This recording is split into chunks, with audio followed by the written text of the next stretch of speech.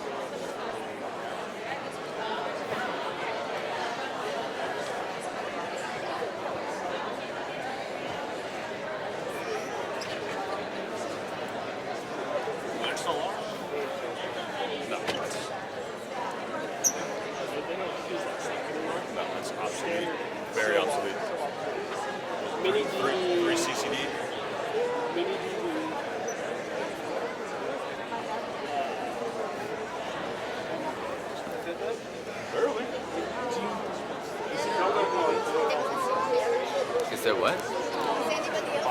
We had a couple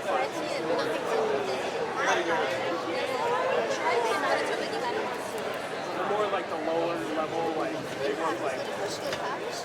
Oh.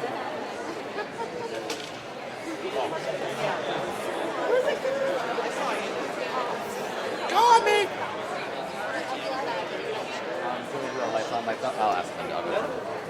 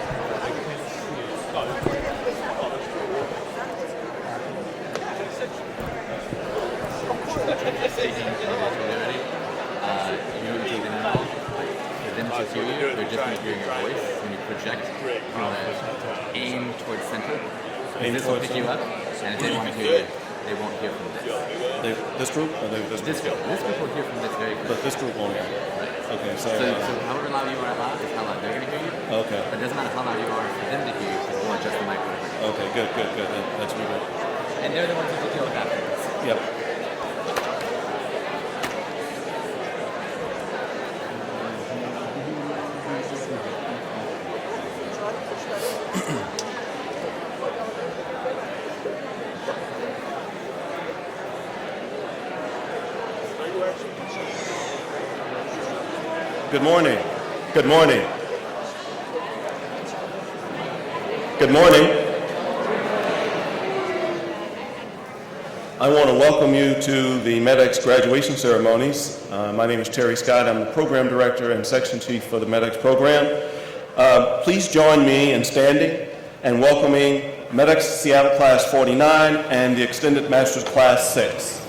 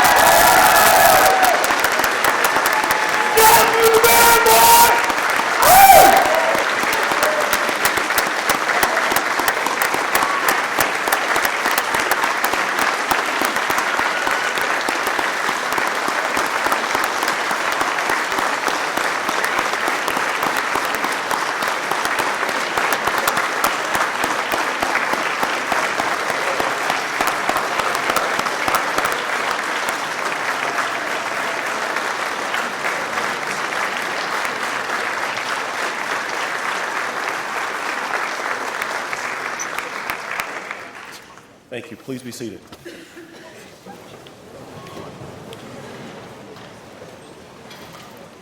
Again, I want to welcome you to the MEDEX graduation ceremonies. This is a special day for everyone. It's a very special day for the graduates who have worked very hard, sacrificing time with family and friends on this long journey to become a physician assistant.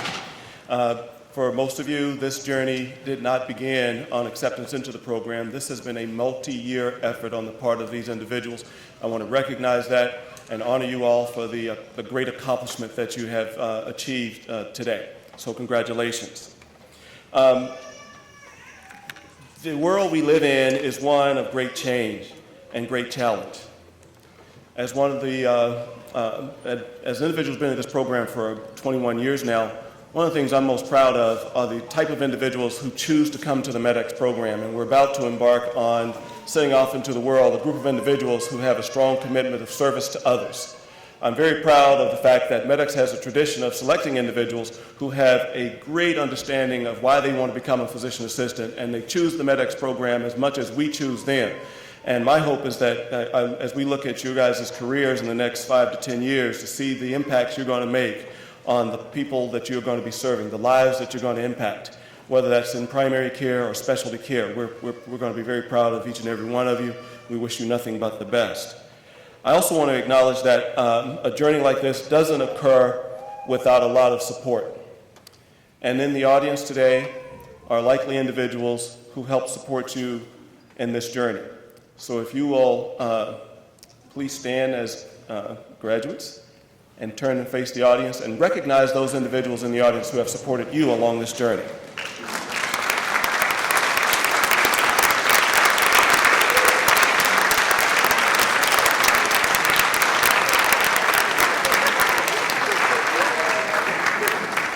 Thank you, thank you. Going to PA school takes you away from your loved ones, your friends, your family. It basically has you check out of a regular life for about 2.5 years. Hopefully now you'll be able to reestablish balance and reconnect with your loved ones because this journey is about to come to a conclusion. Let me quickly review today's agenda for you. And I'll first start off by saying that while this is a formal graduation ceremony, MEDEX prides itself in having an informality to this. So as your graduate is coming across the stage here later, don't feel the need to stay glued to your seat. If you have a camera or a movie camera, feel free to get up and get that special moment of your graduate. We do pride ourselves in that. The agenda. Today we're very fortunate that we're going to have a keynote speaker from the School of Medicine. We're going to hear from student leaders and speakers. We're going to be presenting awards to members of this graduating class that have been chosen by the faculty, and that will be a surprise to the individuals when their name is called. We're then going to move to awarding of the certificates, and then we'll have the closing remarks. At the end, we're going to ask that the graduates come back up on stage and get one final photo opportunity with this group as a group, so please do that for us. So, MEDEX is a significant part of the University of Washington School of Medicine. And bringing greetings from the School of Medicine is Dr. Paul James. Dr. Paul James joined the university here in the spring. He's a professor and chair of the Department of Family Medicine. He attended the University of North Carolina at Chapel Hill, where he received his baccalaureate and medical degrees. He completed his family medicine residency training at the University of Virginia Hospitals in Charlottesville, Virginia. In 2001, Dr. James was recruited to Iowa as the first Iowa Academy of Family Physicians endowed chair in rural medicine. Dr. James brings expertise to the UW Department of Family Medicine in several areas, including rural medicine, ambulatory medical education, practice-based research, and measurements of healthcare quality for patients with cardiovascular diseases and team-based care. Please join me in welcoming Dr. Paul James as the keynote speaker.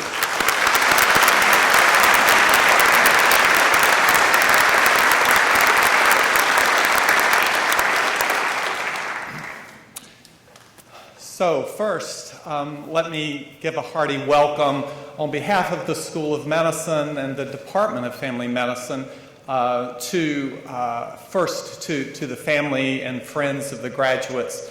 We know that without your support, this important day in the life of these graduates would not exist today. And so a hearty welcome to you. I also want to welcome and give a big thanks to our faculty in the MEDEX program who have spent a lot of dedication, time, and skill in building the program that exists for you, our graduates. And then a special welcome and with great pride, thanks to our graduates today. We are very proud of the work you've put in, of your accomplishments to get to this point. And it's here that I will pivot to have you think just a moment about why you're here today. And in thinking about that, I've given you thanks and I've given you pride, but the real thanks that I think you are looking for is actually embodied in someone that is out there walking around today, going about their business, they're picking up their children, or they're looking after a parent, or they're just at work doing their job, and they don't know yet that they are going to meet you. And that when they meet you, they're going to reach out in a moment of need, and you're going to reach back and say, I think I can help. And you're going to be able to help in any number of ways that you still may not know, because while today is the milestone for your graduation and the acknowledgement of the accomplishments, my expectation is that you're going to continue to learn. And that this is true for all of us that choose the healing professions. So many times in our lives, every day almost, I get challenged by new opportunities for which I was not really well prepared. And I'd like to share with you a few moments of that. So I considered myself a well-trained family doctor. I had gone through 4 years of medical school and 3 years of residency. And I chose to practice, actually, my first few years in the clinic that I was born in, which is a real wonderful place. I went back to this rural community and had been practicing there for a few years, and I became the team doctor for the local high school. Many of you may choose to do that sort of volunteer community service yourself. But there was one night that sort of stands out in my memory. It was a Friday evening. You know, unfortunately, that's when football games tend to happen. And it was a rainy night, horrible weather, in November. And my brother, who was a farmer, and when you're in rural communities, everyone is a member of the volunteer fire department. I don't know if that's true here in the West, but this was true in the East and in rural communities. And so my brother said, I know you're tired. Why don't you let me pick you up and I'll take you to the football game. I'm going as well. So we're on our way to the football game. And in front of me, on the highway, about halfway to the high school, are the lights of the EMS and the fire trucks, and there's clearly a terrible motor vehicle accident in front of us.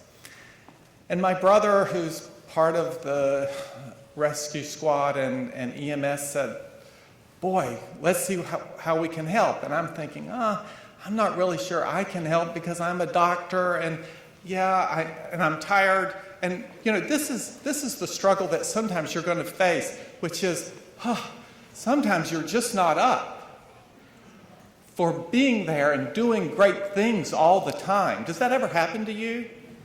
maybe? Yeah, sometimes it'll even happen to me. And so my brother just takes off in the rain, and I'm thinking, oh, the rain is cold. And I knew that, as a doctor, I need my tools. I need my bag. I need medicines. That's what helps me. But I'm going to say to you that I learned something really valuable that night. So my brother went on, and I sat there, and I began to feel guilty. And it probably was 30 seconds is all. But I got out, and I thought, oh, this will help me. I saw the patrolman, the highway patrolman. He was back at his car, and he was radioing, and he said, and I jumped out and I said, oh, hello, sir. I'm Dr. James. And actually, I didn't even get that out because he knew exactly who I was, because everybody knows who the doctor is in a rural community. And I was trying to ask him, do they really need me? Well, that was a stupid question. So he then quickly said to me, oh, Dr. James, yes, they need you. In fact, the high school student had just pulled out on the highway, and he lives right there in that home, and a drunk driver has hit him head on. And I thought, oh my goodness. So I rushed in, and there's a theater of lights at night when the EMS is looking, is doing their work. And this young man was still caught in his car. And the jaws of life had still not been able to extract him. The drunk driver had long ago been sent to the hospital. And they were really struggling, with IV access. But the thing I remember most clearly is stepping into the light and hearing a voice say to a mother, everything's going to be okay now. Dr. James is here. There's a little bit of pressure with that. just a tiny bit. And part of me got angry, and now I'm a medical school professor. I know that what I wanted to do was give a lecture at that time about the limitations of any of us in healthcare. But I want to tell you about the magic of healthcare, which is at the same moment that person told that mother, everyone took a deep breath. And the firemen and the EMS were able to get the jaws of life in the right spot. And the EMS person was really struggling with the IV. And actually, I didn't even touch the IV. I just sort of put my finger on the skin to hold it a little more tautly. And the IV went in, and everyone began to take a deeper breath. So I then was asked to get into the rescue squad, and I went with the young man to the hospital. And for the next 3 days, this mother was telling everyone in town of how Dr. James was a miracle worker.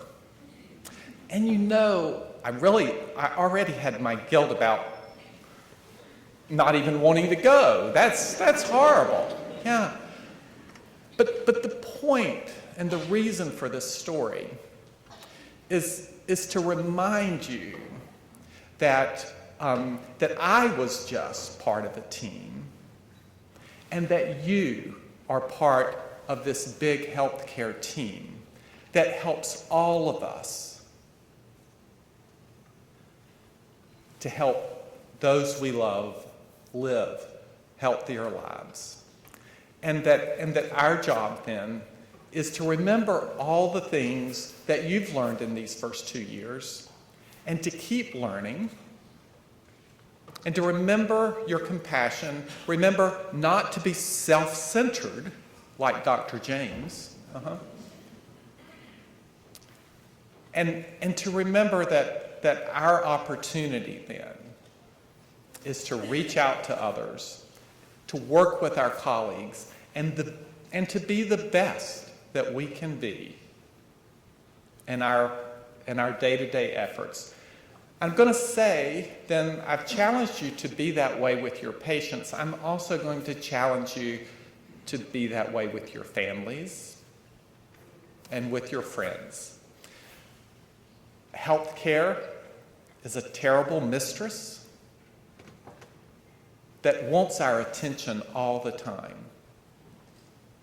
And I want to encourage you that giving of yourself to your family and friends is going to help you to be a better physician's assistant and a better healthcare provider so that you are present for your patients. So the story I gave is not that flattering to some degree of me, but my challenge to you is to be present with those you are with. And you're gonna get better with that with time, I hope. And I hope that this challenge will have you at least think about that opportunity as you move forward. So, graduates, I look forward to hopefully seeing you in the future and having you tell me stories about these people that are walking around that you were able to help. So, God bless you.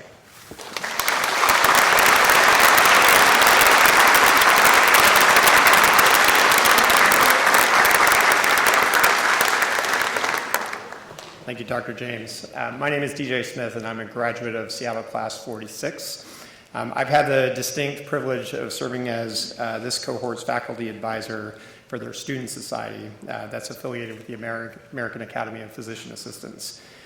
I have come to find out that this is a very diverse group of idealistic, passionate, and strong-willed individuals who've demonstrated tremendous resilience, resolve, and unwavering professionalism as they've consistently had their knowledge, skills, and belief systems challenged as they've worked through this final few years of their journey to become healthcare providers. As we've challenged them throughout the process, they have reciprocated that challenge to us to become the best versions of ourselves and this program to be the best program that it can possibly be. The leadership and the potential that I've seen in this cohort of providers has been a true inspiration. And I've also had the honor of working with their class president, a student that is a distinguished veteran who has served on multiple combat operations as a Special Forces medical sergeant. He has continued to serve in the Washington National Guard throughout his time as a MEDEX student. His exceptional leadership potential has not only been recognized by his class, but also by the numerous scholarships and awards he's received during his time as a PA student. He is a member of the University of Washington's Husky 100. He is a Pat Tillman Scholarship recipient, and he's received additional scholarships focused on veterans, including the Chris Ivory and Chris Time Memorial Scholarships. Moving forward, will have a distinguished career in emergency medicine, starting off at the Mayo Clinic in Minnesota. It's my great privilege to introduce the Class 49 President, James Challey.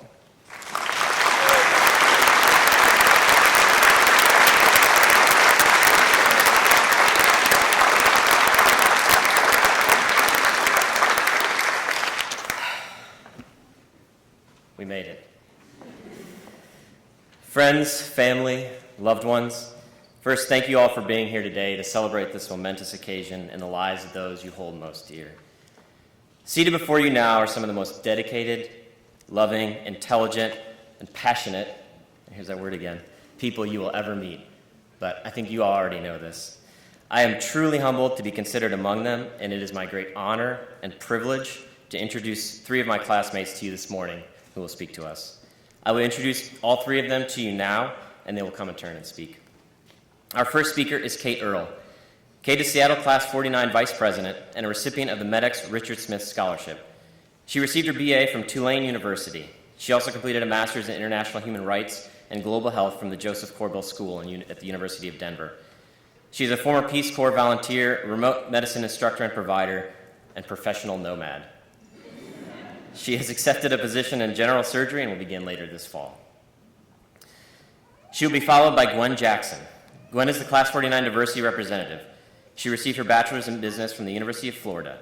Prior to MEDEX, she worked as a radiographer and nuclear medicine technologist for 13 years. She has accepted a position as a primary care provider at High Point Medical Clinic of Neighbor Care in West Seattle. Our last speaker is John Skelton. John is the House of Delegates representative for Class 49 and a generally cool guy.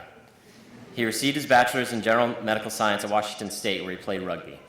Prior to MEDEX, he worked as an ER tech at St. Anthony's in Gig Harbor. John has accepted an emergency medicine fellowship at Arrowhead Regional Medical Center in Southern California, and after he completes that, he tentatively plans to return to the Northwest. Ladies and gentlemen, please join me in welcoming our first speaker, Kate Earle.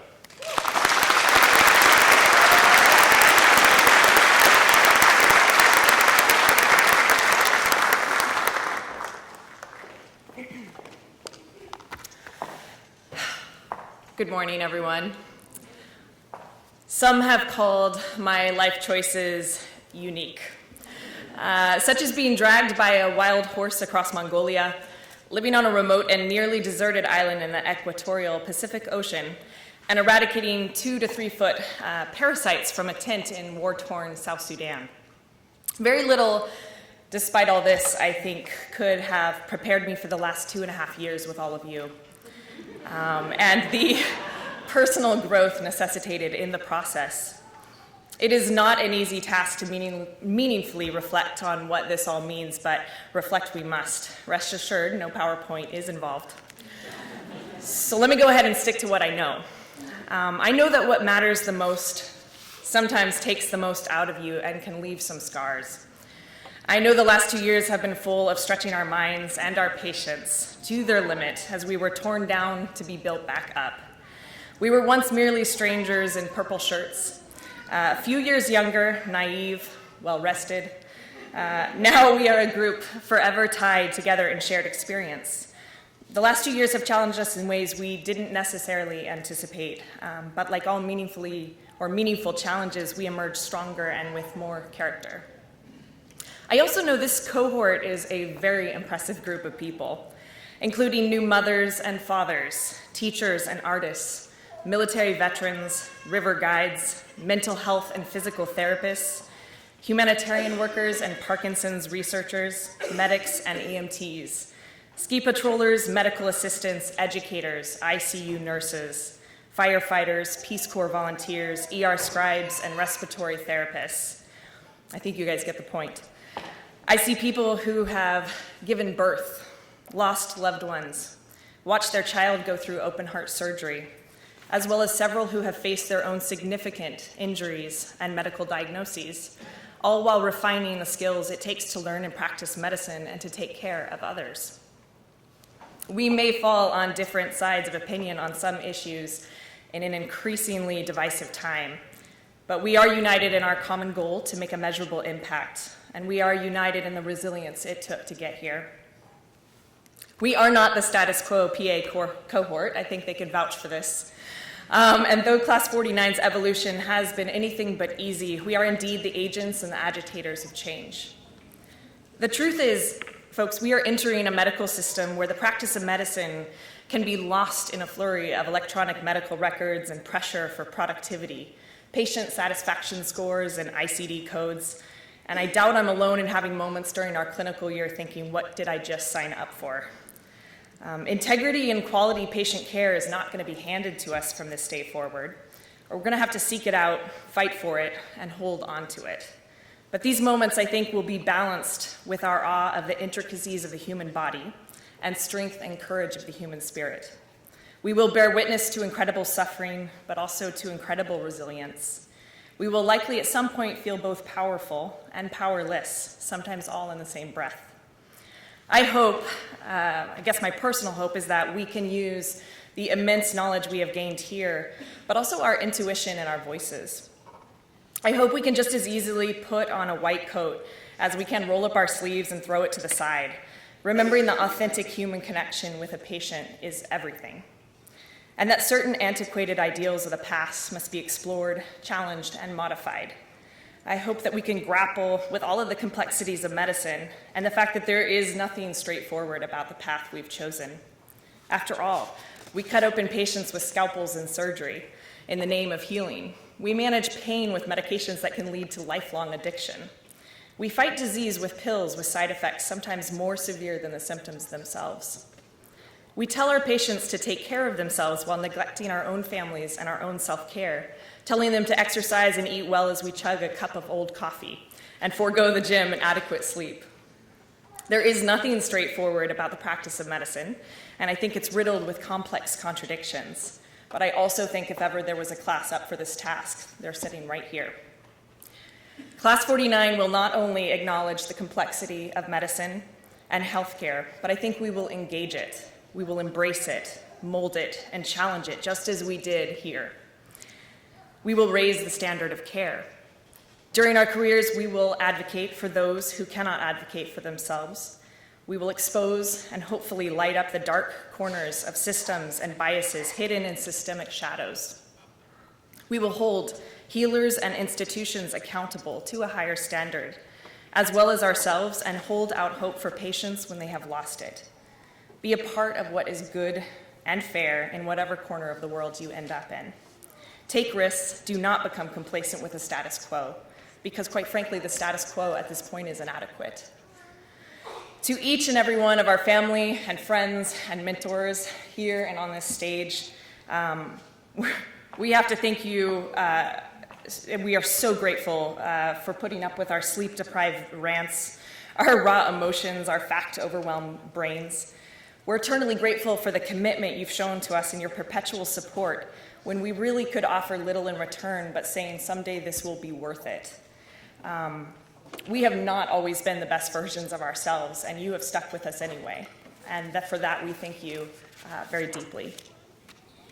I think it is critical the reality of medical practice does not cause us to burn out, Class 49, but engages us to create a more accountable and compassionate medical system, and that we understand that we have the ability to harm as much as we have the ability to heal. I hope that we can always differentiate between what can be fixed with the pills in a bottle and what cannot, and that we act accordingly. I hope we remember that it is indeed our deep flaws and handicaps that make us human, that we will make mistakes, such as me coming in late in the line into my own graduation. But it is only in this messiness and humanity that we can be empathetic healers. I hope that we stand beside our patients and never above them with humility and the enormous courage it takes to care, and that we spend a bit less time advocating for the PA profession with our words and more time showing others what a PA is with our competence. I hope that since we have come to deeply understand the fragility of life, that we will always act and live accordingly ourselves. It has been an absolute honor and privilege to experience this journey with all of you. And I am genuinely convinced this class will make its mark in profound and unanticipated ways. Till we cross paths again, congratulations, be well, do good, and stay the course. Thank you.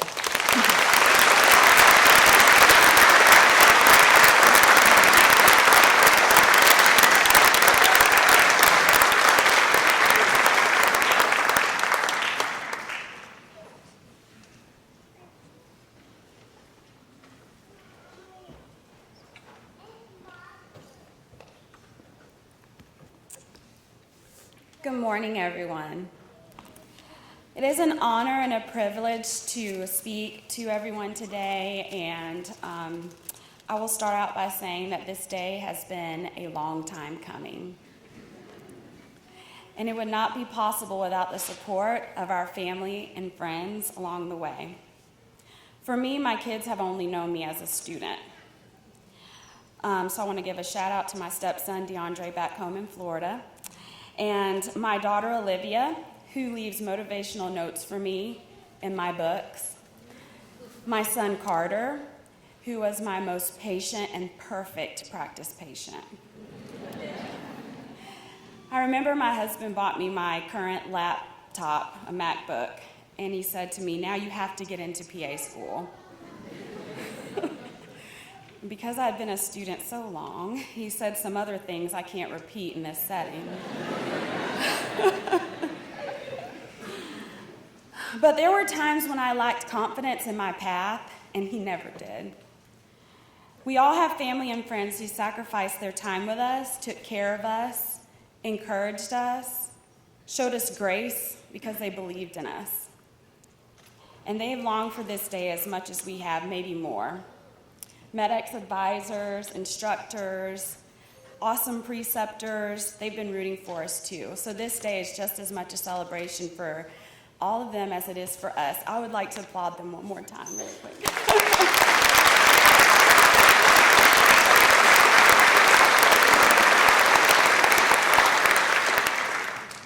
So my brief words today are meant to be parting words to my class, because the reality is that many of us will not see each other again.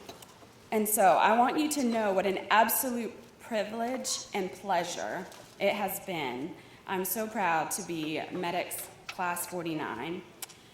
Our class includes some of the brightest and most determined individuals I've ever met.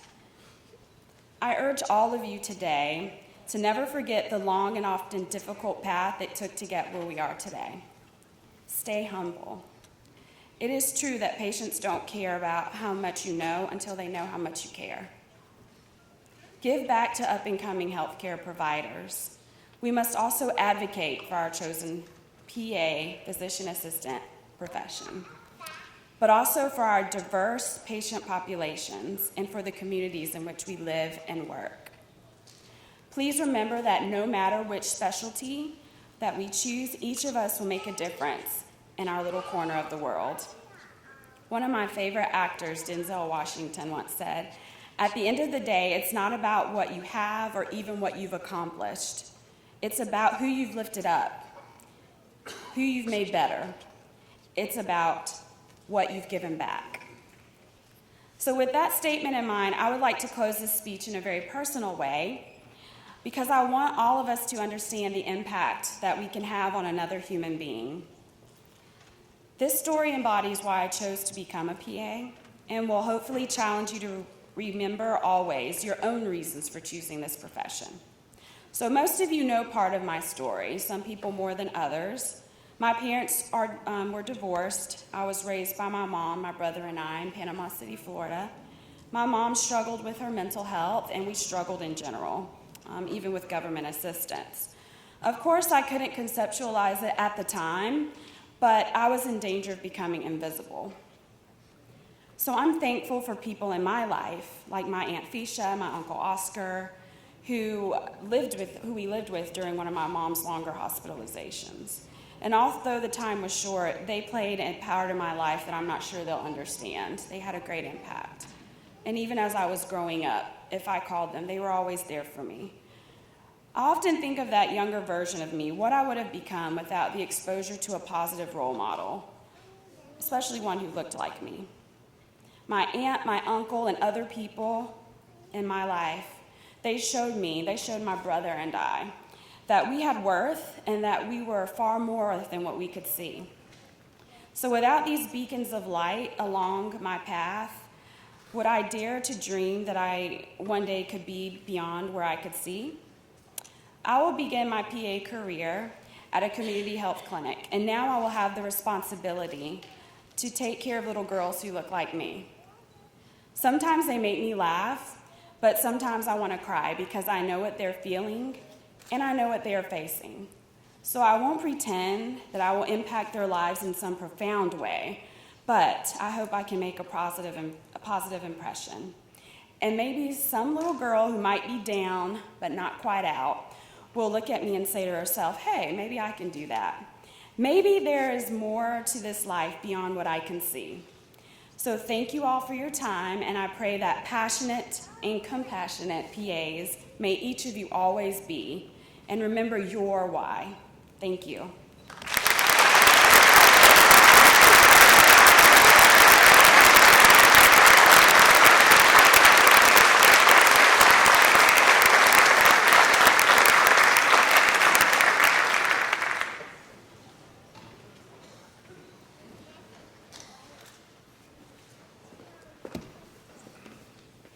How's everybody doing? So, here we go. As I get started, I first want to address our friends and family here today. On behalf of all of us wearing whatever this is, I just want to say sorry and thank you. First of all, I am sorry for the incredible amount of emotional instability you guys have been subjected to for the last 28 months. PA school has been no joke.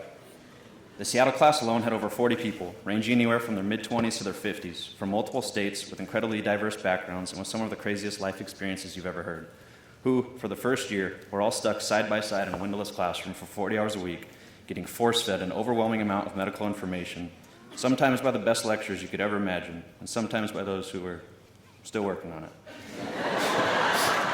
Every few weeks, we were forced to regurgitate all of that information on test after test after test after test, each test carrying with it the possibility of being released from the program if we did not pass.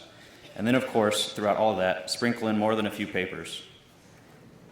And then follow that year with clinical year, where we continued to stack crippling debt, where many of us essentially lived out of our cars, trailers, vans, hotel rooms, Airbnbs, moving every month anywhere in over 5 states to undergo new hire training time and time again, where we had to get acclimated to new personalities, learn to meet a new set of expectations set forth by what we only hoped was a good preceptor, all while continuing to complete more and more papers, thousands of practice questions, and where we entered in patient demographics for every patient we saw into a computer program known as Typhon.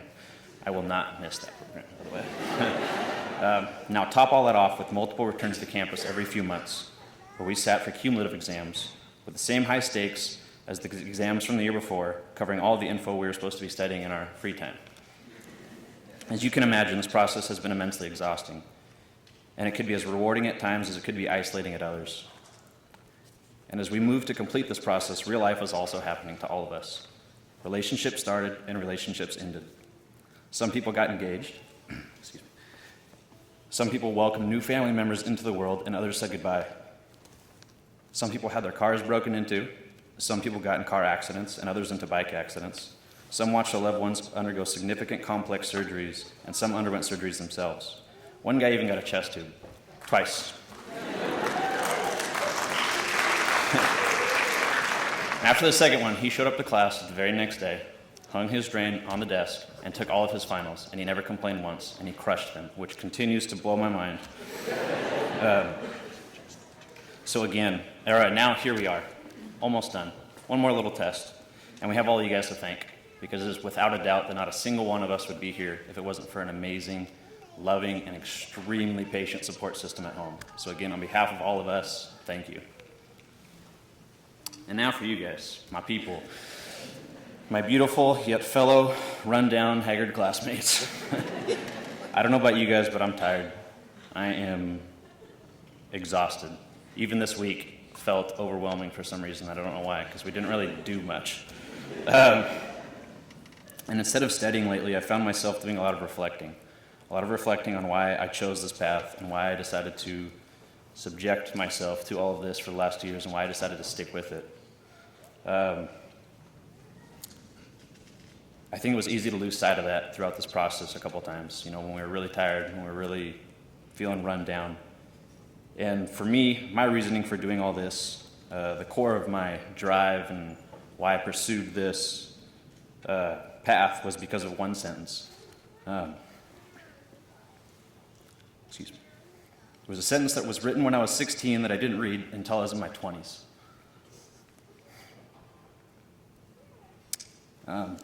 Excuse me. It happened to be one of the last sentences my mother ever wrote down. And it said that, it was a sentence that said, all I wanted was a hug, a simple significance. And although it's kind of hard to explain, that sentence has driven me here. It has pushed me to reach for more, and it has pushed me to challenge myself. It gave me this desire to connect with as many people as I can.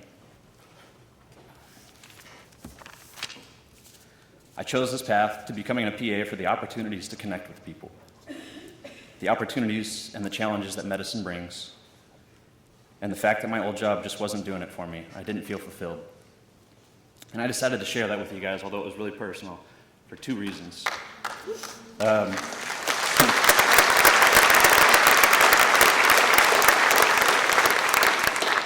first reason I share that with you is I want you guys to really reflect on why you came down this path, why you stuck with it. You could have quit at any time and you didn't. You guys stuck through to the end, and that says something. You all have a story like mine. You all have something that pushes you and that drives you. You all have something that you were searching for when you came here. And as you move forward and you guys are considering the jobs and where to settle and what to do, I want you guys to reflect on your reasoning. Don't settle for just anything. Don't settle until you find the job that fulfills you, that fills your heart, that challenges you, that pushes you. And if wherever you guys decide to settle doesn't end up giving you what you thought it was, don't be afraid to move. You can go anywhere you want, and you can do any specialty you want. Utilize that freedom that PAs have. And it's one of the biggest draws that, for me, for coming to this profession. And don't be afraid to take that jump. And that was the first reason. So the second reason I decided to share that story with you, and that sentence in particular, is that I want that sentence to stick out in your mind as you move forward. I want it to stick out in your mind on those long days, at the end of those long weeks, at the end of those long months, when you're just feeling exhausted. I want it to stick out in your mind, and I want it to remind you, as it does me every day, that it's with our simplest actions that we can leave the most profound impact in people's lives. Let it remind you that all of this training and education and all of our experience doesn't really mean anything if we don't take the time to connect with the person in front of us. And I encourage you guys not to be afraid of that connection. Don't be afraid of the connection that you can have with your patients if you choose. Don't be afraid to ask them really personal questions. Don't be afraid to open up and show some vulnerability in front of them, because that opens the door for them to do the same. And that's important, especially if they're coming to you for help and they may be afraid to tell you what's really going on in their lives. And most importantly, don't be afraid to hug your patients, all of them, no matter what they look like, no matter what they say, no matter what they do. And now as I close out here, I want to ask you guys one more thing. As you move forward and face all the uncertainties on the horizon, and as you begin your new roles as providers, I want to ask you not to be afraid of anything. One of my all-time favorite quotes says that at the core of every human action is one of two emotions, either fear or love. And in medicine, just as in the rest of life, we encounter many people who are afraid. Sometimes their fear is manifested as obvious fear, sometimes as sadness, sometimes as anger, and sometimes as hate. But in the end, at their core, all of those things are just fear. And the more you do to move forward and embrace your fears and push past them, the better you can help others do the same when you encounter them. And the more you do to push past your own fears, as corny as it sounds, the more likely you are to be driven only by love. And if you can make that happen, and if you can remember how powerful your simplest actions can be in someone's life, and if you can continue to push yourselves and work your butts off, just like you all have always done, then in the end, this world will be different because you guys were here. I know that mine already is, and for that I thank you. And I love you guys, and I thank you for this opportunity.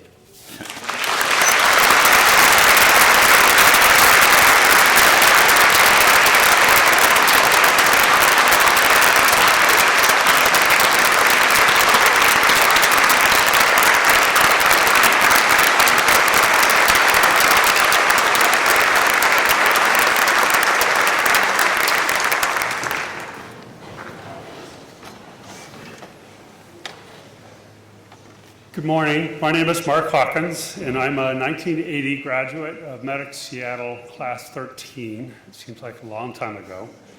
I'm a current faculty member, and I'm a veteran with just south of 40 years of military service.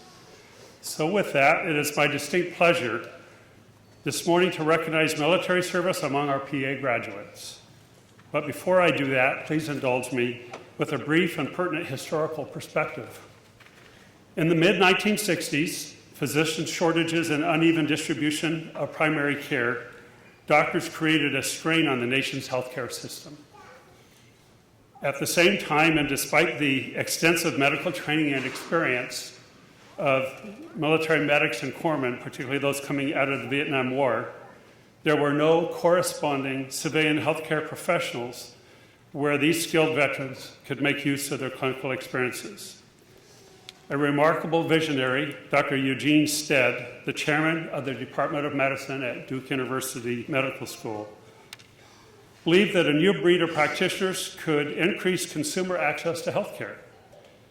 Thus, he enrolled the first class of former military medics into a new program designed to train physician extenders. In doing so, Dr. Stead developed the new curriculum based partly on the fast-track physician training implemented by the military during World War II. Subsequently, the very first physician assistants graduated in 1967. In the late 1960s, Dr. Richard Smith also recognized this need for these type of practitioners, particularly here in the Pacific Northwest. After receiving funds for a federal demonstration project, Dr. Smith enrolled the first class of former military medics and corpsmen into the new MEDEX Northwest Physician Assistant Program at the University of Washington here in Seattle. That was in 1969. Ever since those early years, MEDEX has proudly led the way with the highest number of veterans amongst our students across all civilian PA programs. So as you can see, military veterans have provided a rich tradition and innumerable contributions to the PA profession. So it's with great honor today that I recognize military service among our current graduates, faculty, staff, and those in attendance. Would the military veterans among MEDEX class, Seattle class 49, please stand and remain standing to be recognized for your service.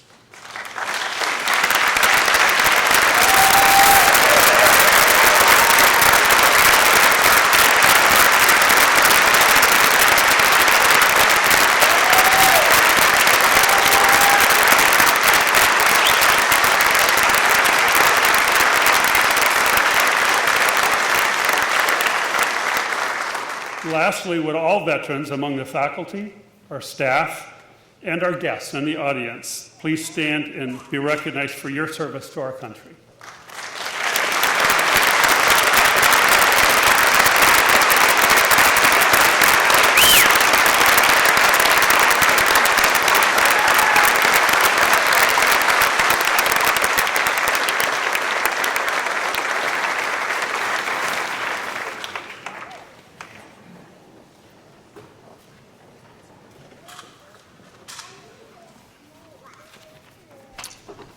Good morning.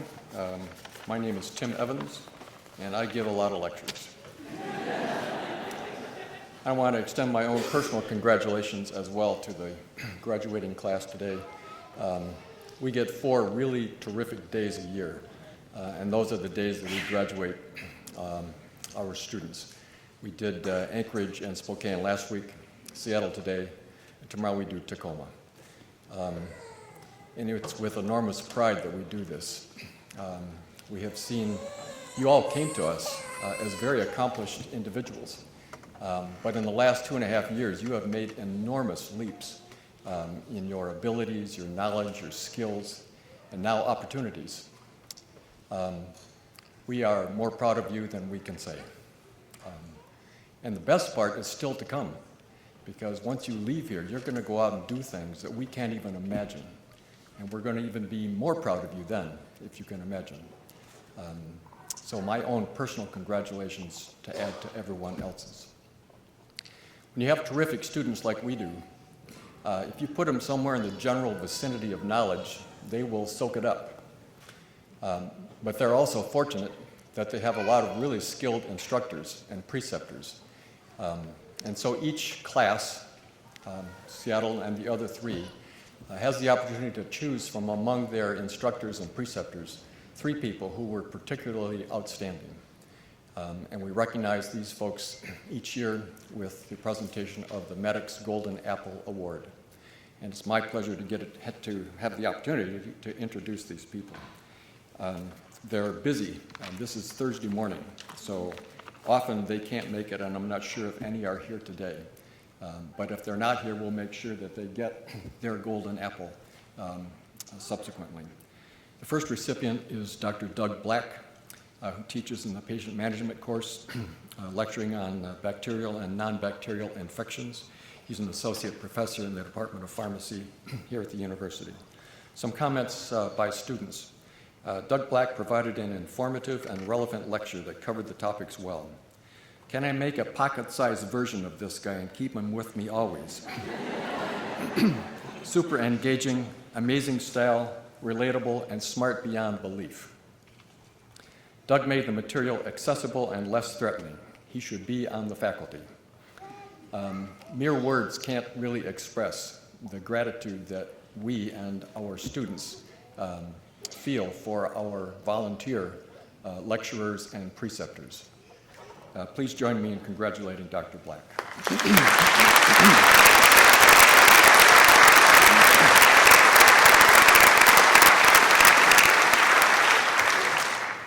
The second Golden Apple recipient is Dr. Bill DePasso, who also teaches in the patient management course. He lectured on drugs that are used to treat sleep disorders. He practices in the sleep disorders clinic at Virginia Mason here in Seattle. Student comments included, very interesting lecture and interesting topic overall, as I know we will all see patients with this condition often. In fact, everyone here has it at the moment. Very engaging lecture. The information and delivery was great. It felt more like a conversation than a lecture.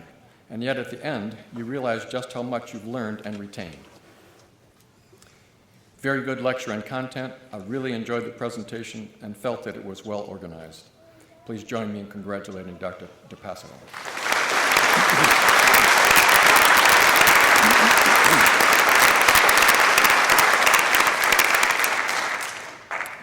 And the third recipient of Golden Apple Award, Dr. Jason Kilmer, who teaches in the behavioral medicine course on motivational interviewing techniques. He's an associate professor in the Department of Psychiatry here at the School of Medicine and practices also at the Center for the Study of Health and Risk Behaviors. Student comments. One of the best lecturers we've had. Engaging, knowledgeable, and passionate. A credit to the program.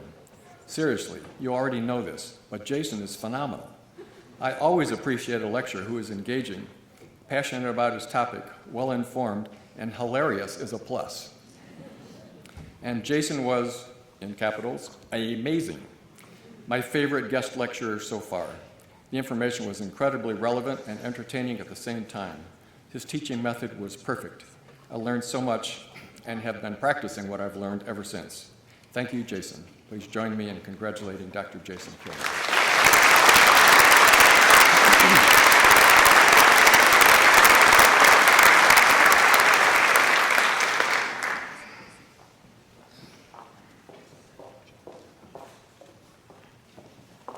All right. So it is really a treat for me to be able to address you guys today.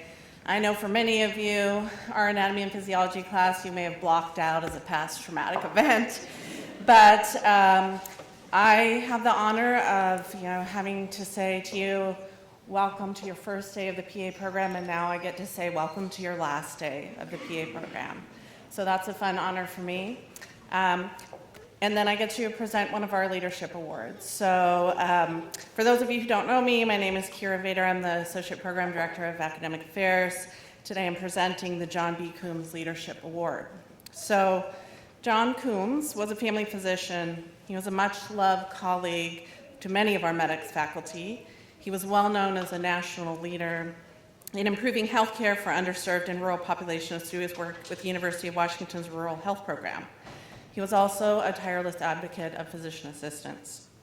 Prior to coming to the University of Washington, Dr. Coombs' rural health career began in 1974 as a physician in Tonasket in Okanagan County. It was there that he met Mark Patterson, a physician assistant and MEDEX Class 1 graduate. Dr. Coombs and Mr. Patterson partnered together to care for the people of Tonasket and the surrounding areas, and from that partnership, Dr. Coombs became a lifelong advocate of the PA profession. So something to keep in mind as you go out into practice, that you can have a bigger impact than just in your practice. Today we honor one of our graduates who demonstrates the same tenacity and natural leadership as Dr. Coombs. She has been described by our faculty as calm and steady, unflappable, and a model of professionalism. During her time here at MEDEX, she took on the role of Student Diversity Chair and planned regular lunchtime learning sessions which promoted the MEDEX mission of providing medical care to underserved populations. Much like Dr. Coombs, Gwen Jackson has proved herself to be a natural leader, and we all look forward to her continued leadership in our profession. So Gwen, if you can come on up.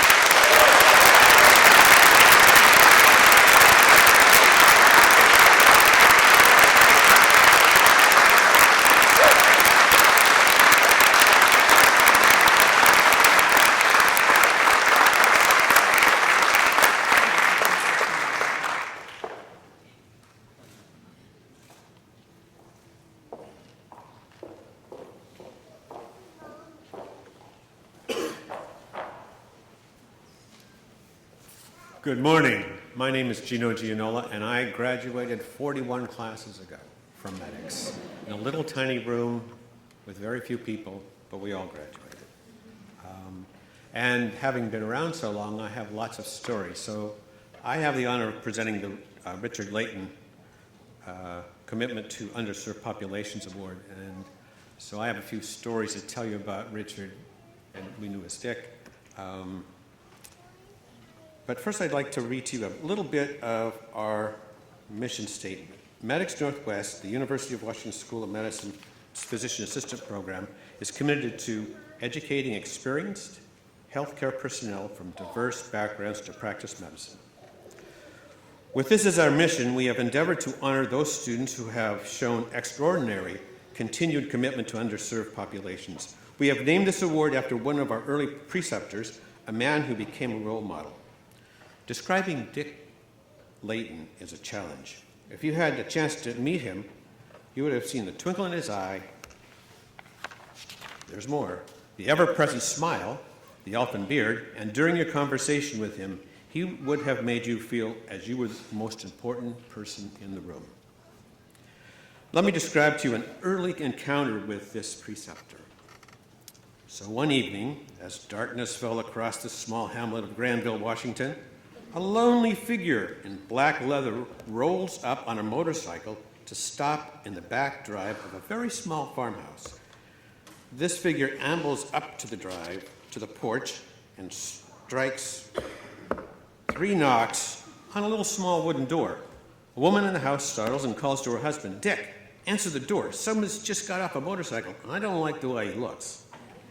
Dick answers the door, and the figure says to him in a very eager, chipper voice, "Hi, I'm Charlie Hall. I'm your MEDEX student here to do my preceptorship." And so started the relationship of Dick Layton with MEDEX Northwest. He was also, he was a preceptor from 1972. He worked in the Yakima Valley for a number of years. He moved to Seattle and became the first director of the family practice residency at Providence Hospital, which is on Cherry Hill, serving many of the city's low income and underserved populations. He graduated from the 5th medical school class here at this University of Washington. He worked as a member of our early advisory board for MEDEX. And I have the privilege of presenting this award to an individual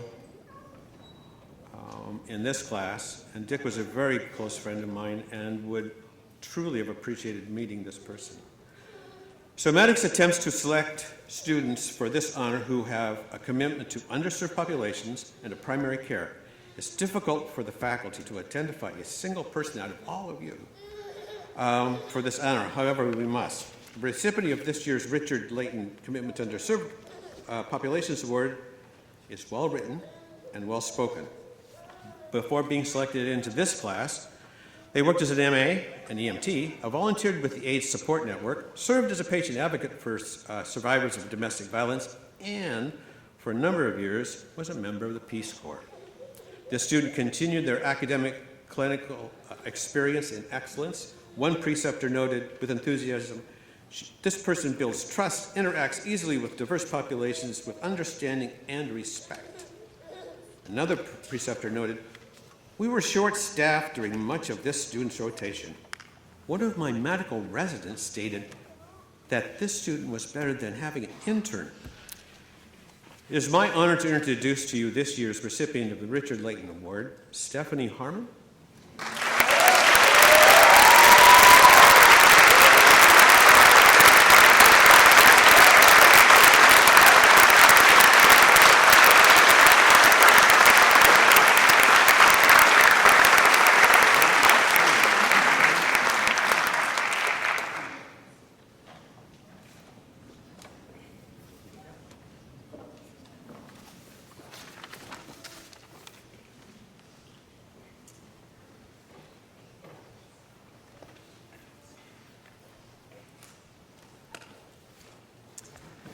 Hello, I'm Karen Wick. I'm the MEDEX Director of Research and Graduate Programs, and I have the privilege of announcing the Writing Award. Having put these students through their paces with a lot of papers, as Jonathan noted, At least we recognize the skills that you have demonstrated. So this award is given to students from the different campuses who have combined creativity and unique approaches with exceptional writing skills in the assigned papers. The recipient of this year's Seattle Writing Award consistently presented papers that were well-structured, clear, and also thoughtful. As the student thought about the transition from a previous career to becoming a PA, the focus was largely on classmates and the amazing experiences they could bring to the educational process. This focus on others seems to be a theme. It also came through as the student considered the very diverse patient population that would eventually show up in clinic. The student very clearly works towards checking assumptions about different kinds of patients and toward accepting whoever walks through the door, meeting them where they are personally in order to provide the best possible care. It seems that this new PA will also be an advocate for the profession, not just in terms of professional recognition, but also in identifying potentially new settings and roles as PAs step forward to meet the needs of the community, both locally and globally. To recognize the dependably skilled written work over the last 2 years, we would like to present the Writing Award to Sarah Henniges.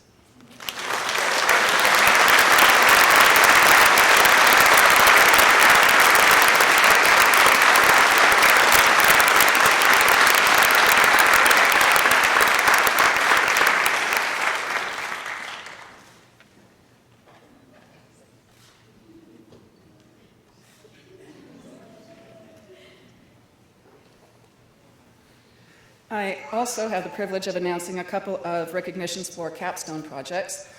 These students, as part of their master's degree, worked on capstone projects over the last year and presented them yesterday.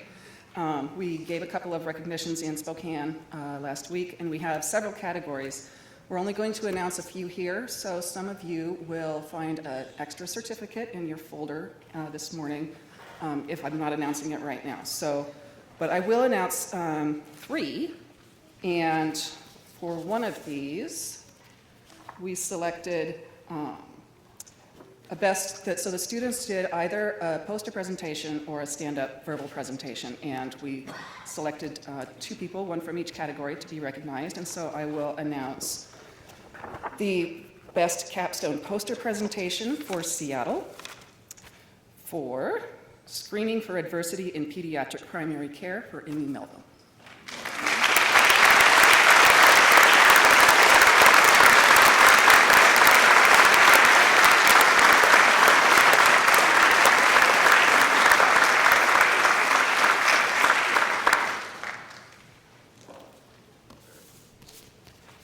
The students took special courses last summer. They selected from a list of 4.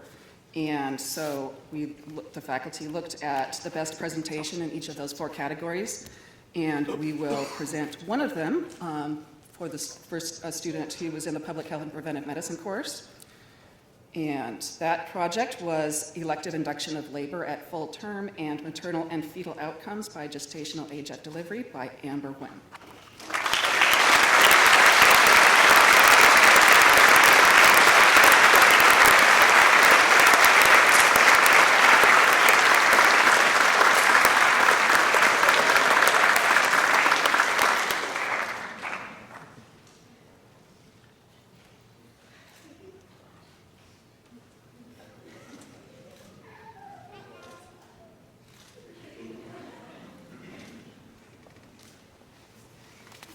And then the faculty nominated a student for the best overall project across the different categories, the different sites, campuses, and different courses. And this project was called Seconds to Act, Investigating the Accuracy of a Cell Phone-Based Public Access Defibrillator Locator Service by Nicholas Cullen.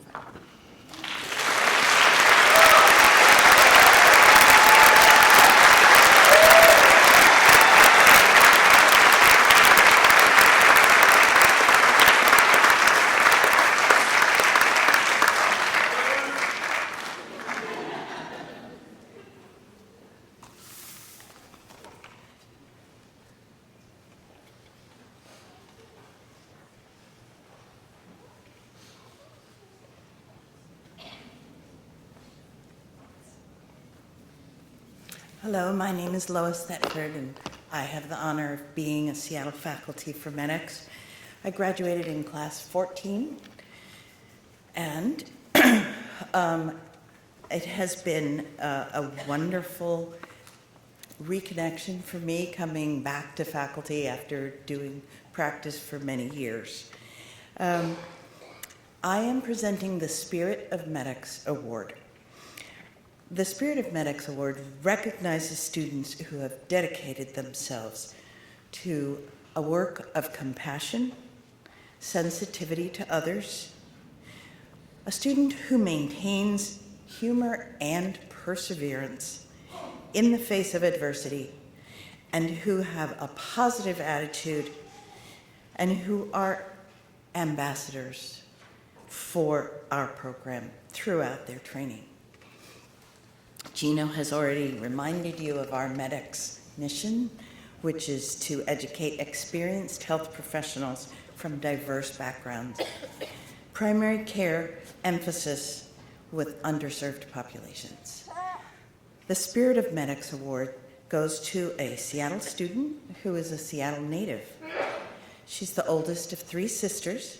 She worked at Neighbor Care and has been an advocate for immigrant communities in both linguistic, cultural, and a very broad public health point of view. Her capstone advisor said she is so forward-thinking, she is so enlightened, that her capstone will have effects long after it. It was not just something that she wrote and is done. It is something that can be applied and will benefit. She said, I found Luan Tang to be inspiring to me as her capstone advisor. It was so much that she gave and that she represents. Welcome up, Luan.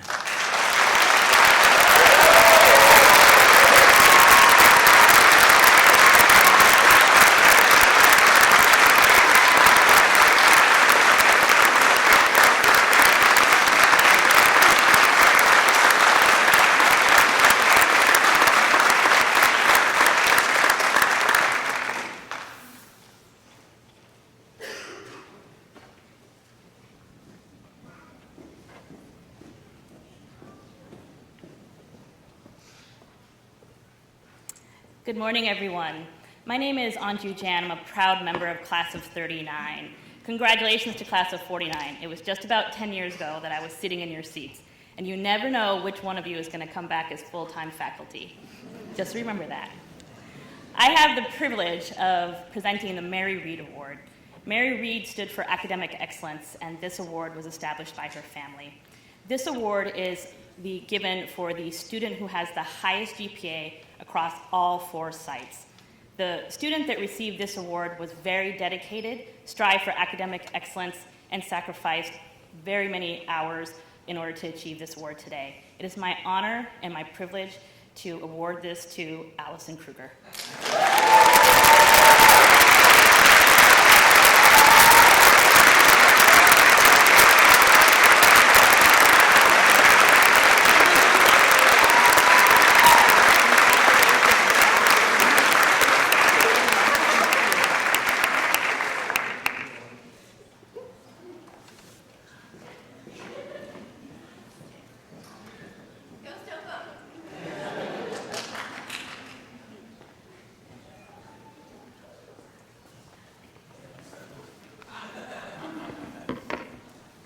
Hello and welcome.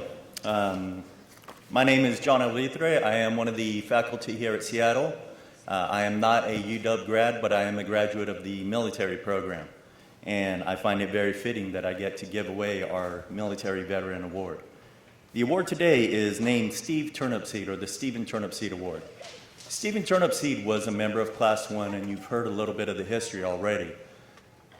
He's done just so many amazing things as far as PAs go.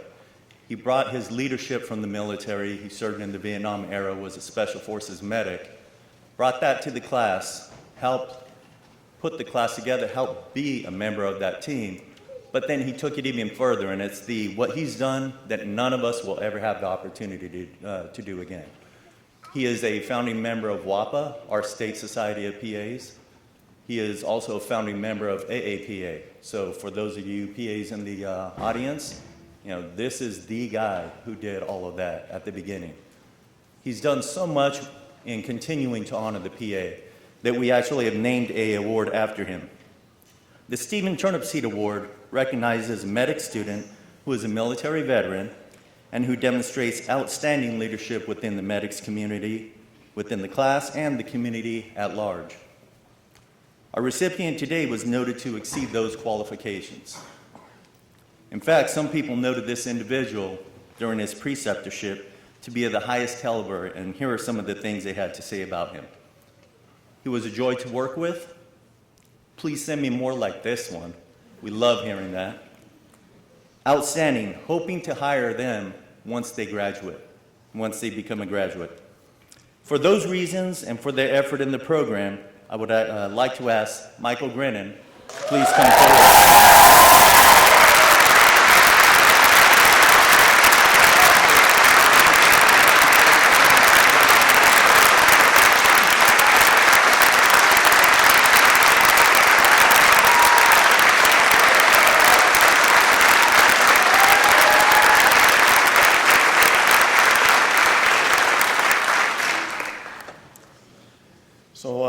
Now we come to the point in the ceremony where we're going to be handing out some certificates. Before we ask the graduates to line up, however, I want to acknowledge or take an opportunity to ask if there are any clinical preceptors. If you are an active participant in helping train our PA students and are in attendance, if you would please stand in the audience so we can acknowledge you as well.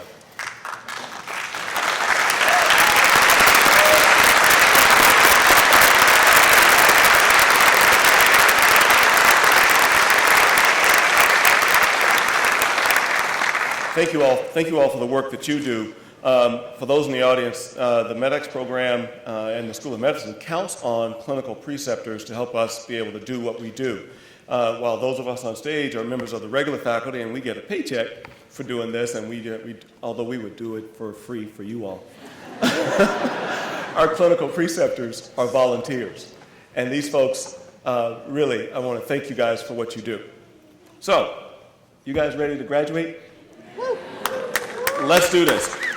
It's going to take us a few minutes to reconfigure the stage. Family members, this is the point where you don't have to be glued to the seats. I mean, you've been a really good bunch. You've been in those seats for about an hour now. So feel free to get up, get that fabulous photo of your graduates. Graduates, we're going to ask you to line up like you did in practice, and we're going to take a moment and do this, and we're going to be handing out some certificates. When we're all said and done, don't forget, we're going to ask you to come back up on stage. We're going to get one last photo with you all, and that'll be the end of the ceremony. So thank you guys. Let's do our due.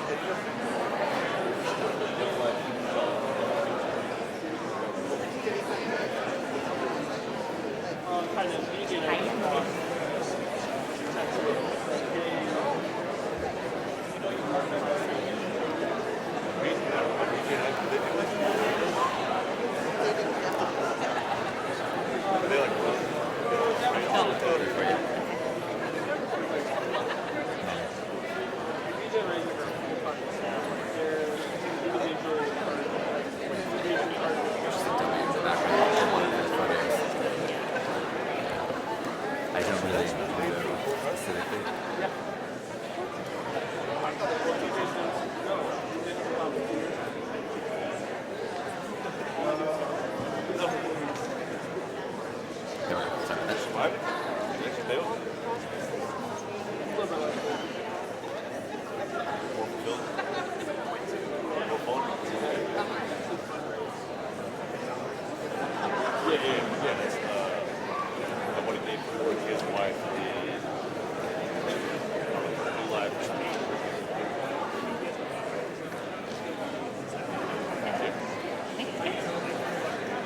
everybody ready to graduate?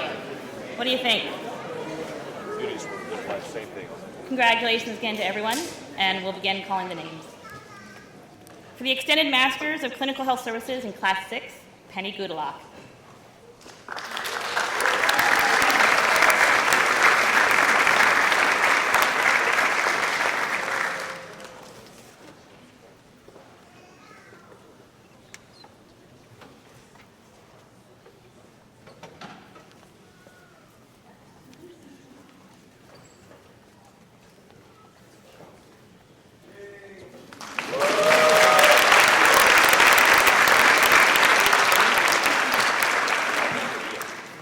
Seattle Class 49, Masters of Clinical Health Services, Mark Barbin.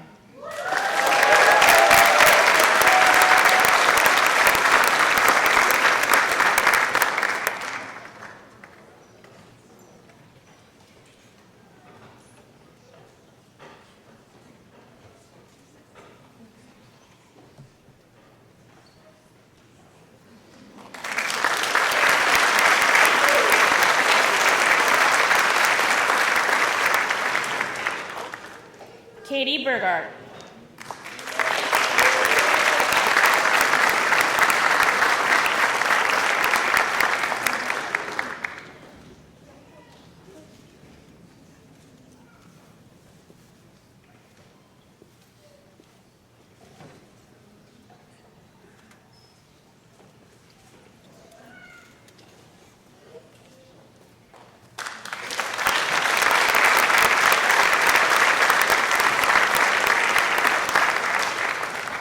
Mitchell Bloom.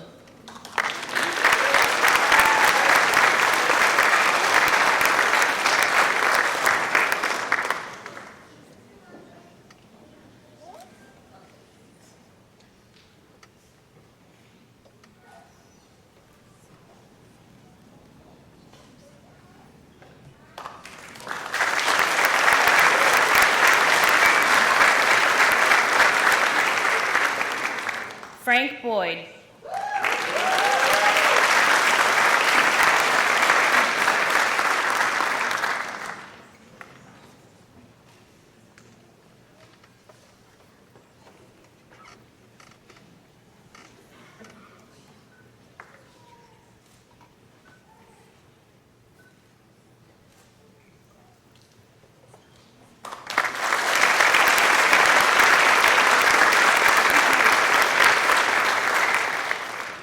Rory Cavalier.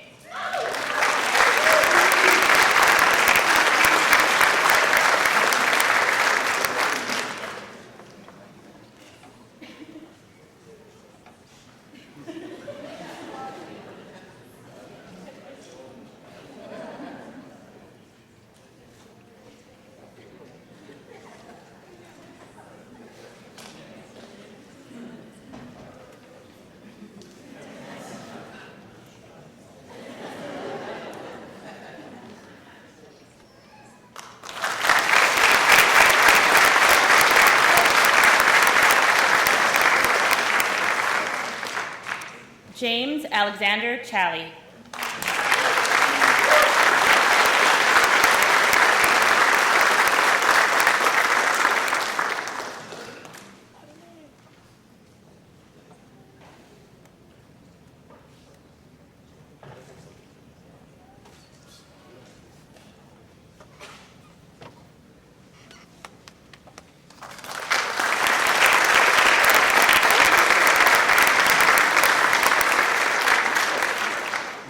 Nicholas Allen Collins Fay.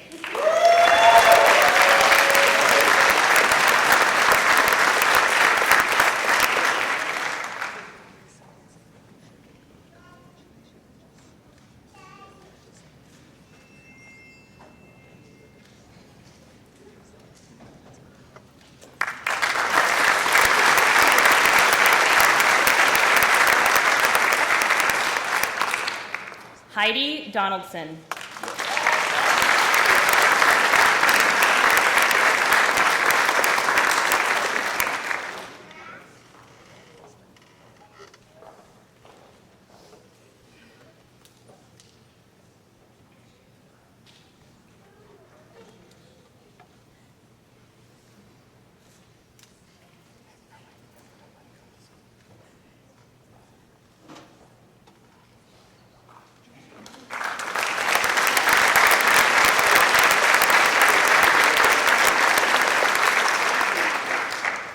Rachel Dreyer.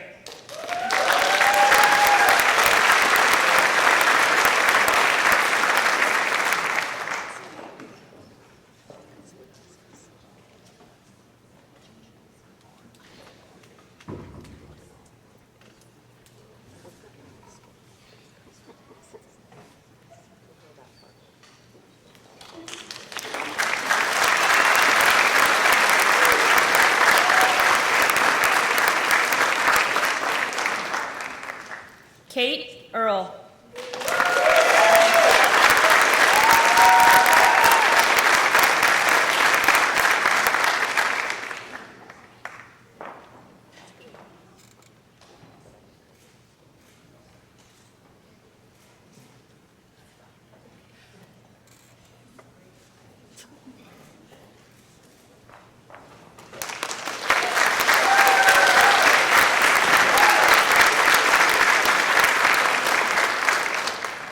Lindsay Ewick.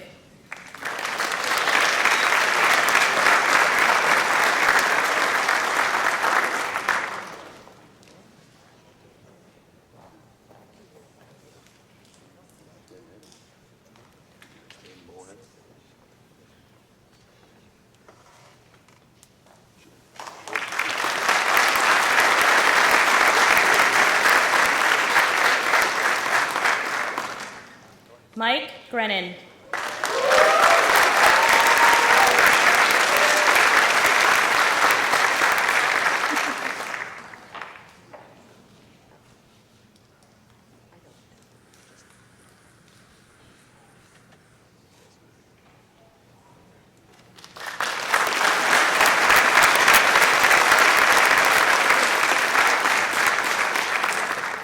Shar Hollowell.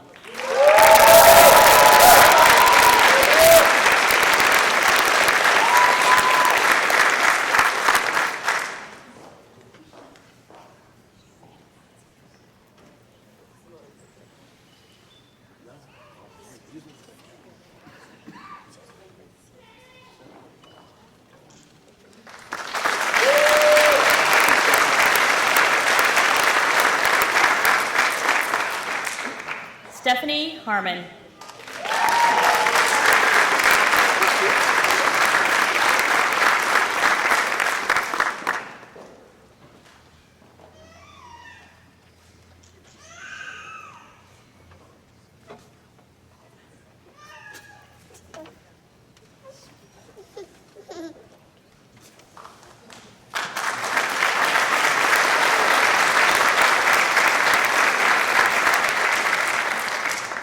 Sarah Henniges.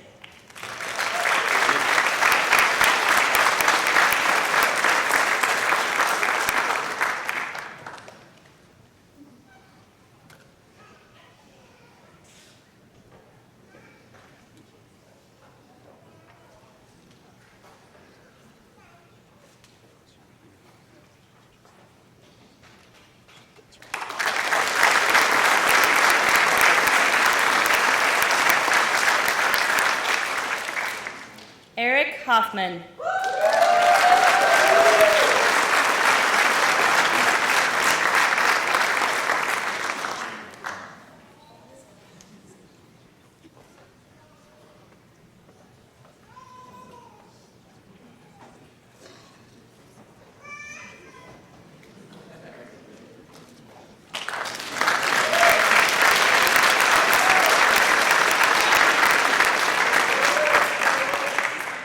Carrie G. Hoover.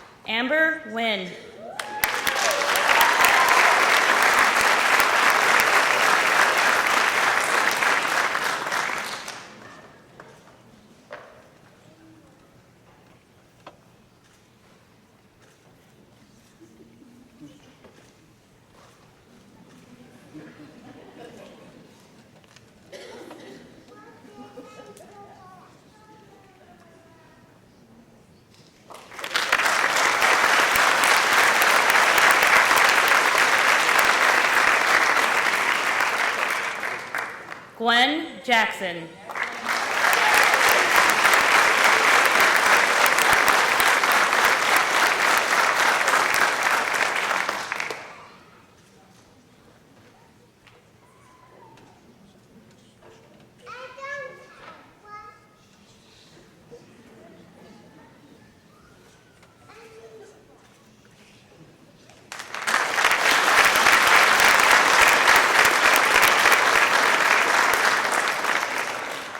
Shelley Kemmer.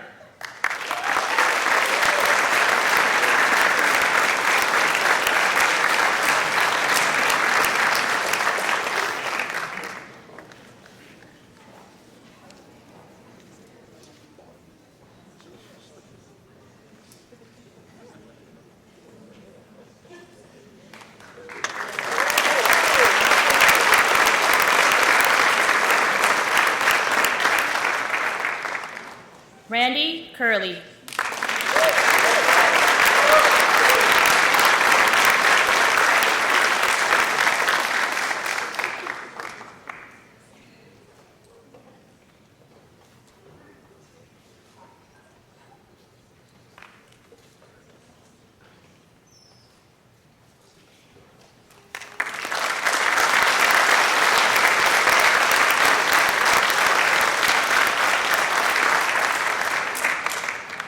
Mike Koplowitz.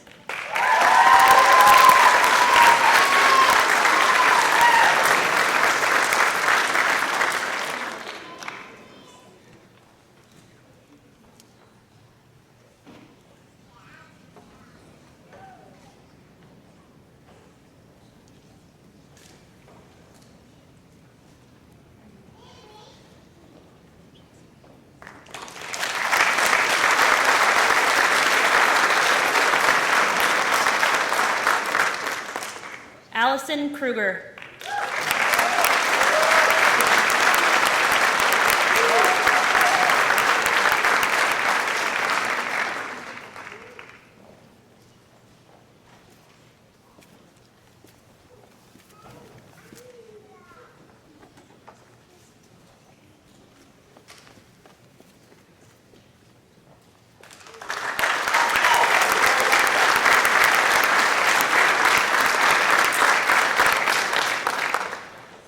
Heather Diane Larson.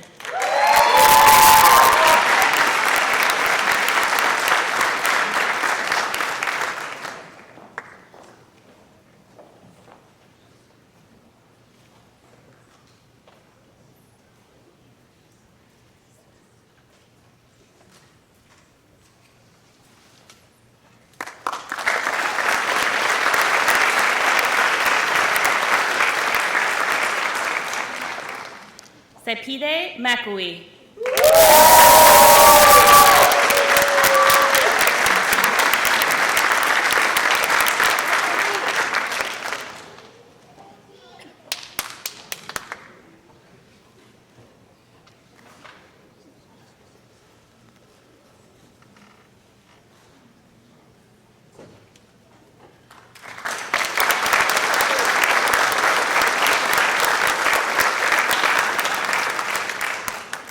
Lauren Maris.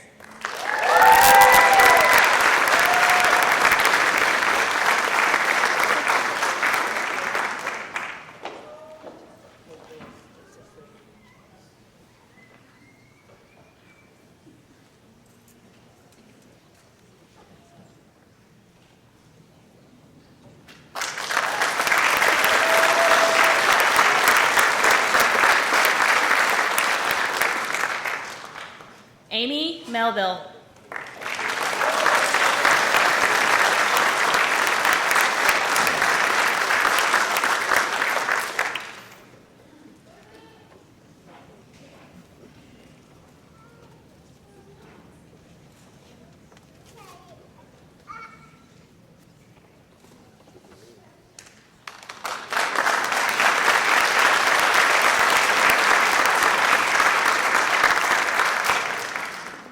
Ryan Timothy Minton.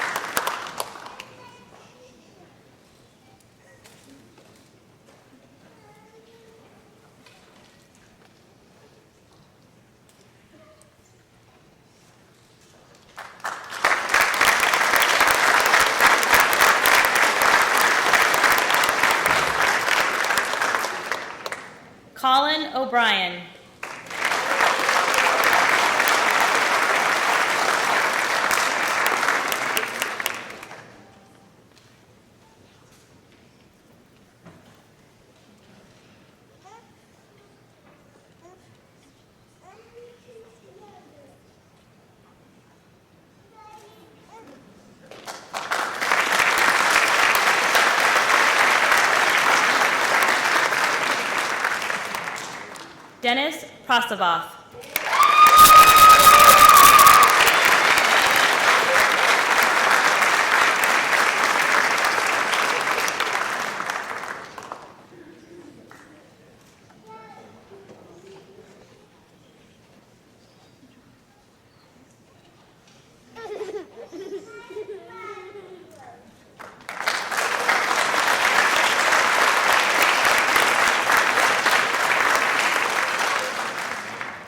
Eric Ramos.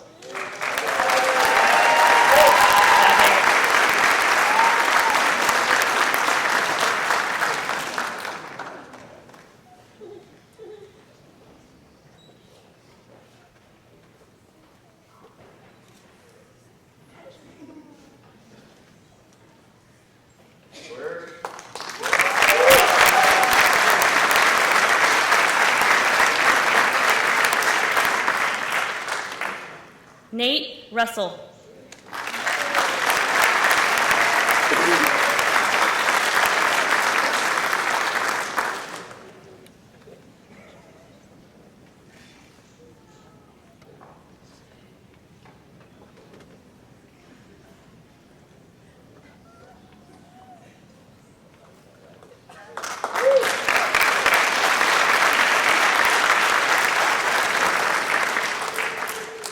Lior Thayer Rutenberg.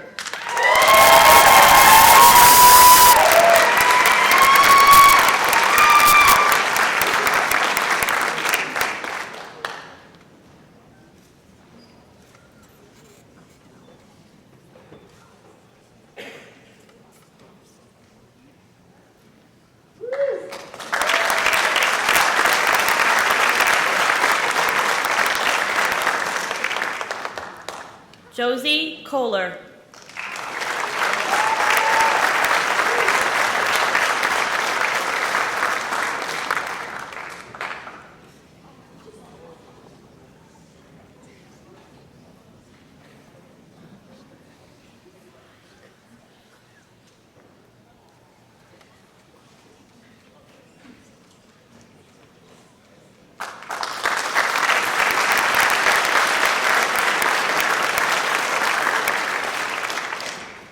Jenny Schuberg.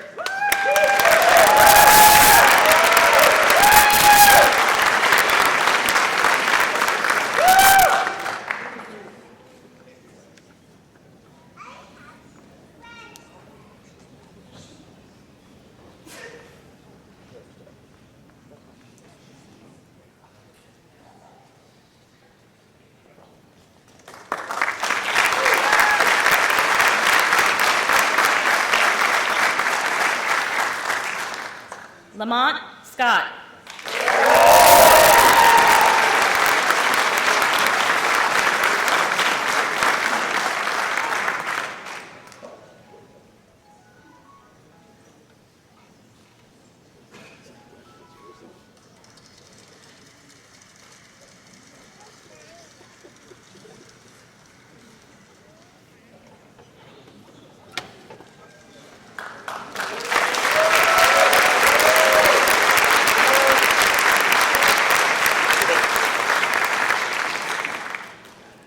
John Skelton.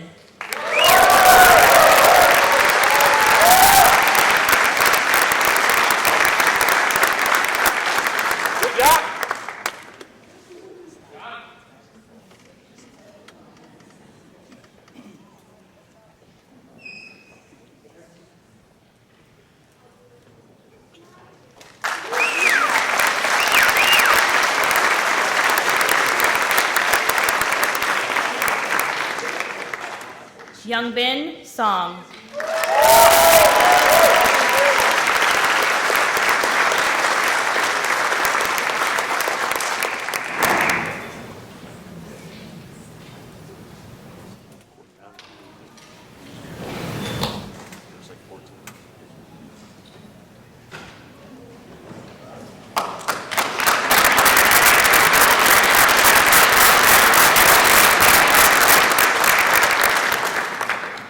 Stan Suhatsky.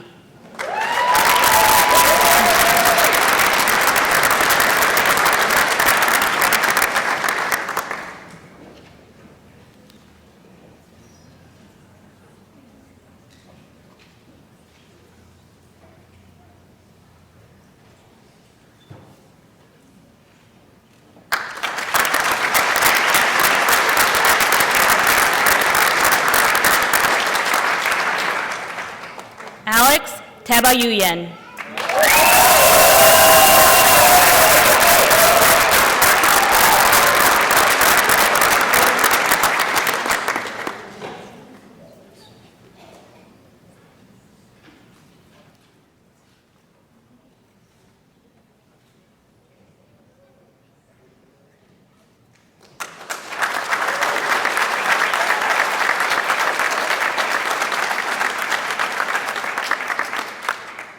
Loan Tang.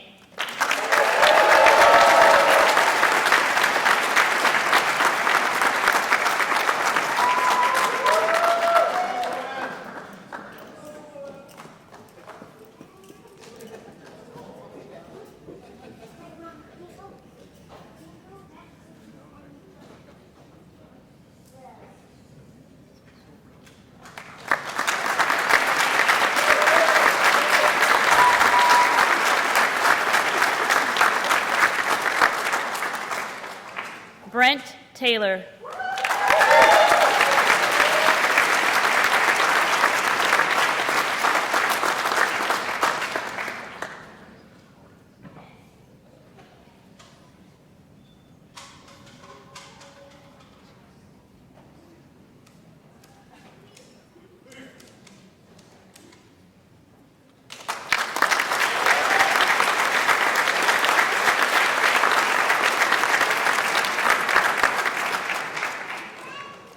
Jonathan White.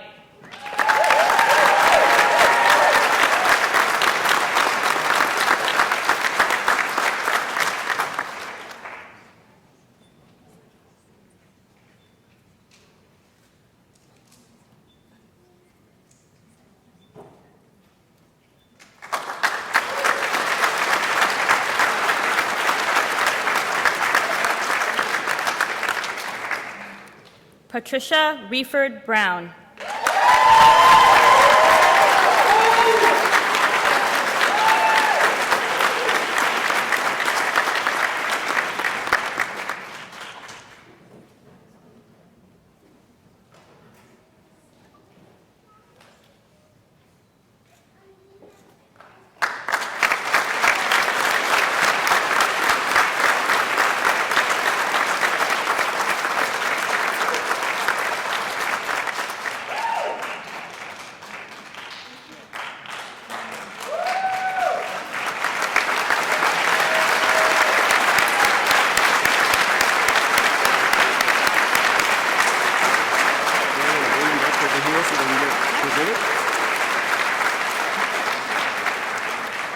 Congratulations to the new graduates. Please come on the stage so we can take one last picture. Thank you very much.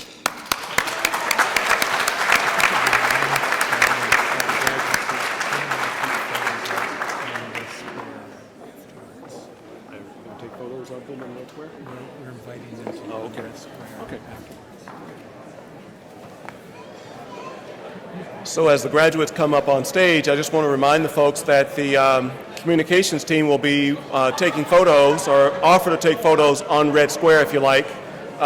So just remember this gentleman here. All right, come on stage, gang.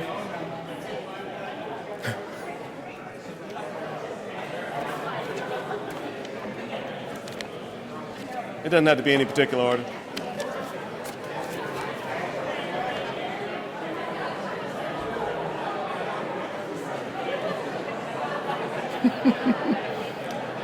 I would like to formally present you guys. Somehow an ad hoc I know. reception line for him. I know, I see.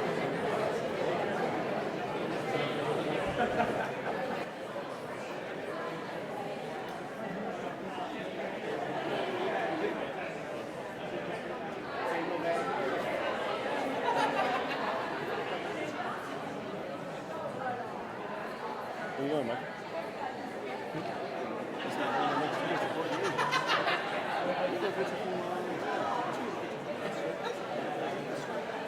Once they're all on page, on the inside, they're like, I don't know, prevent the graduating class. I know. Jen's going to have to cry. I know. And I was feeling like, it's the practice slowing them down.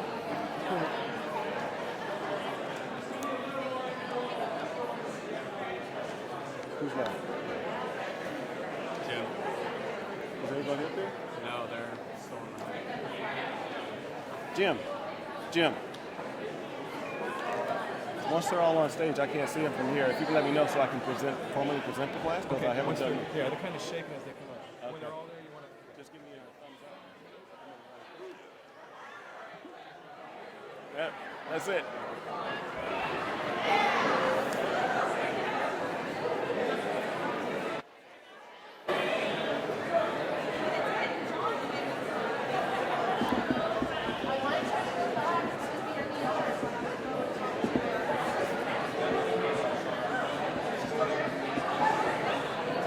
All right, I'm waiting.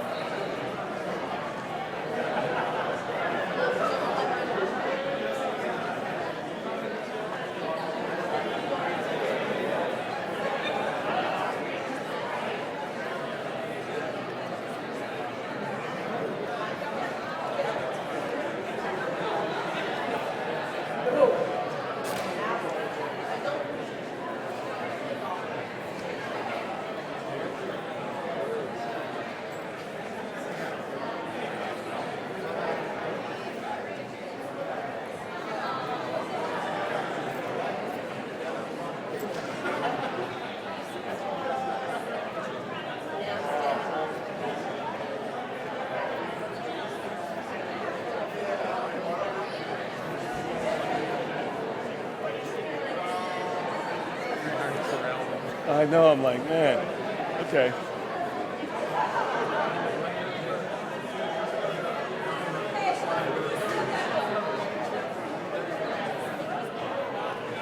Ladies and gentlemen, I'm happy.